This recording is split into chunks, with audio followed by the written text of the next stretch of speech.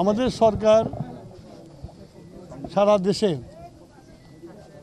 Renewable energy popular করার জন্য, যাতে সবাই ব্যবহার করে, সেই জন্য আমরা একটা পলিসি তৈরি করেছি, যেটা ইনভেস্টমেন্ট বান্ধব পলিসি, এবং আমরা সব রকমের ট্যাক্স এটাতে উঠিয়ে দিয়েছি,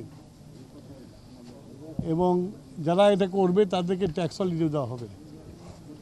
তো আজকে সিরাজগঞ্জে আমি প্রথম সিরাজগঞ্জ শহরে এই ছাদ বিদ্যুৎ ডিসি অফিসে উদ্বোধন করলাম, এবং এটার জন্য কৃতিত্ব আমার ডিসির, সিরাজগঞ্জের ডিসির, যে উদ্যোগ নিয়ে ক্যাবিনেট ডিভিশন থেকে যে পরিপত্র জারি করেছিল সেইটাকে পালন করে আজকে সিরাজগঞ্জ এই জেলা প্রশাসকের অফিস সোলার এনার্জির ব্যবস্থা করেছে, এবং এখান থেকে আমাদের যে 100 কিলোওয়াট 150 কিলোওয়াট বিদ্যুৎ উৎপাদিত হবে, তাতে ওনাদের সাশ্রয় হবে, এবং আমারও যে ফসিল ফুয়েলের যে বিদ্যুৎ আছে সেটা থেকে চাপ কমে আসবে।